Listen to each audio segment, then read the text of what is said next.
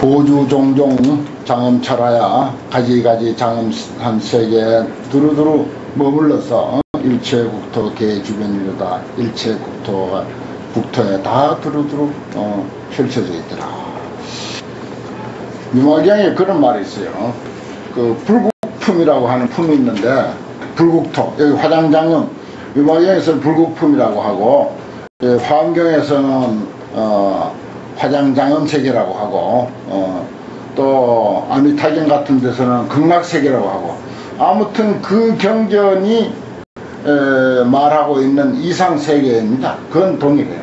그 이상세계인데 아미타경에서는 극락세계고, 또 유화경에서는 불국세계고, 화엄경에서는 화장세계고, 화장장엄세계. 그런데 그런 이야기를 이제 실컷 하니까 사리불이 있다가 어떻게 우리는 설사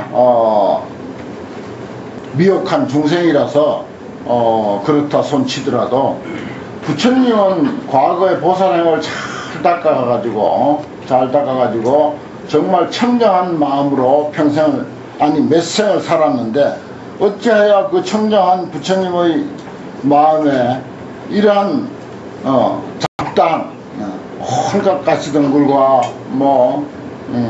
온갖 낭떠러지며 사나운 짐승이 많으며 하는 이런 그 척박한 땅, 이러한 땅이 부처님의 세계인가?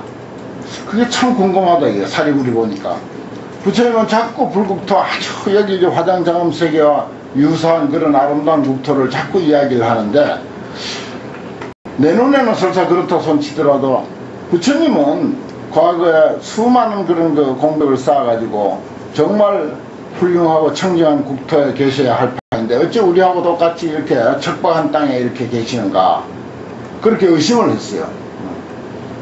그러니까 부처님이 있다가 그 의심을 풀어주느라고 비유를 하나 든 것이 아주 유명한 그 비유입니다. 그 이제 무슨 비유인가 하니, 마치 태양은 이렇게 환하게 비치는데 맹인이 그 태양빛을 보지를 못해서 이 땅이 왜 이렇게 캄캄한가, 이 세계가 왜 이렇게 캄캄한가 하고 한탄하는 것과 같다. 그대의 눈에는 이 땅이 아주 척박한 그런 형편없는 돌이나 자갈이나 똥오줌이 넘치나는 그런 그 인도의 척박한 땅으로 보일지 몰라도 내 눈에는 그야말로 화장장엄 세계로 보인다.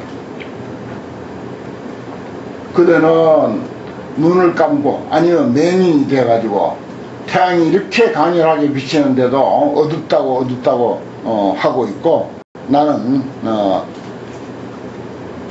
태양빛도 밝게 비치고 눈도 밝아서 이 환하게 빛을 보는 것과 똑같은 그런 경우다.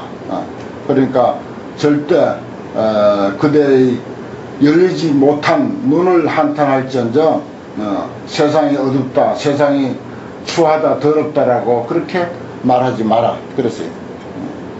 불교는 세상을 바꾸는 것이 아니라 내 눈을 바꾸는 거죠. 내 소견을 바꾸고 내 안목을 바꾸는 것입니다. 그러면 내 안목을 바꾸면 현재 이대로 화장장엄 세계라는 거예요. 끊임없이 그렇게 이야기합니다. 저기 어떤 경전에서든지 불교의 그 세계관은 그렇게 이야기하지, 결코 세상을 바꾸어서 무슨 아름답게 꾸민다든지 그런 것도 아니라는 거죠. 그저 내가 영등포에 그 철거민 사건 나가지고 사람들이 한 7, 8명이 죽고 그랬죠. 그랬을 때 내가 늘 법회에서도 가끔 한 소리가, 그 경제를 많이 부흥시켜서 세상을 경제적으로 여한 없이 부흥시켜서 서울 시내 전체를 황금으로 전부 집을 지었다 손치자. 참 황금으로 전부 집을 지었다 손치자. 그래 놓고 사랑에 대한 가치를 몰라가지고 사람을 사정없이 살해하고 무시하고 그래서 서로 반목하고 서로 뒤통수에다 칼을 들이대고 서로 쏘기려고 하고 서로 사기치려고 하고 이렇게 세상이 되어 있다면 그 황금으로 지은 집이 무슨 의미가 있나?